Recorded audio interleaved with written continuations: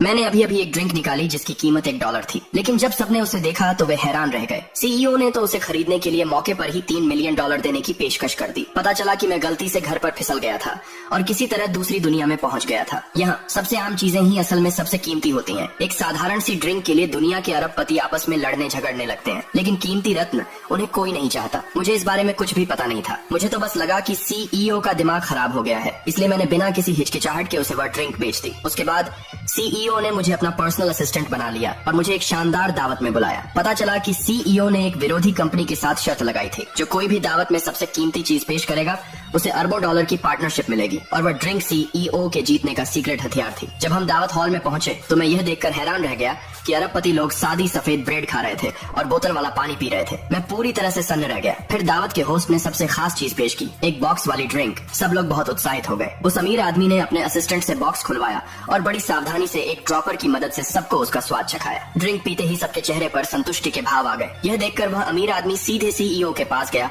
और बड़े घमंड से कहा कि वह शर्त हार गई है, लेकिन सीईओ बिल्कुल भी घबराई नहीं। इसके बजाय उसने बोतल वाली ड्रिंक दिखाई। सब लोग हैरान रह गए।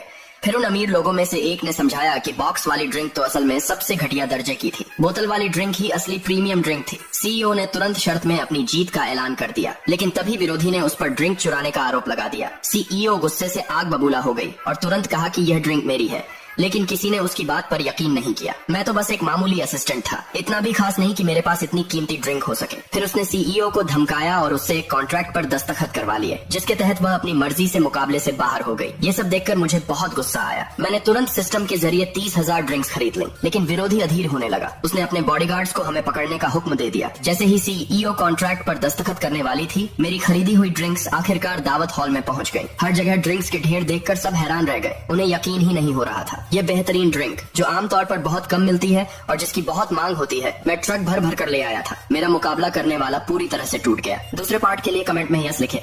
दिल टूटने के बाद पूजा नंगे पांव सड़क के बीचों बीच बेसुध सी चल रही थी। तभी सामने से तेज रफ्तार बाइक आती दिखी। दुख में डूबी पूजा को संभलने का मौका ही नहीं मिला और उधर बाइक वाला भी तेज मोड़ की वजह से कंट्रोल नहीं कर पाया। बाइक का पहिया सीधे उसकी सफेद शादी की ड्रेस पर चढ़ गया। जोरदार टक्कर से पूजा दूर जा गिरी और बाइक सवार भी बाइक समेत सड़क पर लुढ़क पड़ा। पूजा धीरे धीरे उठी और सामने वाले को आवाज दी, लेकिन कोई जवाब नहीं मिला। वो घबराकर उसके पास गई, मगर जैसे ही लड़के ने मुंह खोला, उसका गुस्सा 7वें आसमान पर पहुंच गया। तुम ठीक हो? मरना है क्या तुम्हें? मरना तुम्हें है शायद। मोड़ पर इतनी स्पीड में कौन बाइक चलाता है? जरा भी सेफ्टी सेंस है या नहीं? और तुम ये शादी का जोड़ा पहनकर सड़क के बीच में घूम रही हो, क्या चल रहा है? किसी से टकराओगी और उसी से शादी कर लोगी? वाह, सपने तो बड़े देख रहे हो। कोई तुमसे शादी करेगा? मुझसे शादी? इतना भी ओवर कॉन्फिडेंस अच्छा नहीं होता। गलती तुम्हारी है और ऊपर से बदतमीजी भी। सॉरी बोलना होता है। मैडम, ये मोटर व्हीकल लेन है। तुम कौन सी गाड़ी हो? पेट्रोल डलवाती हो क्या? असल में वो लड़का था आर्यन मल्होत्रा, मशहूर मल्होत्रा ग्रुप का युवा मालिक। हैंडसम, अमीर और सक्सेसफुल, हर लड़की का ड्रीम बॉय। काफी देर तक बहस होने के बाद आखिर उसने हाथ उठाकर पूजा को जाने दिया।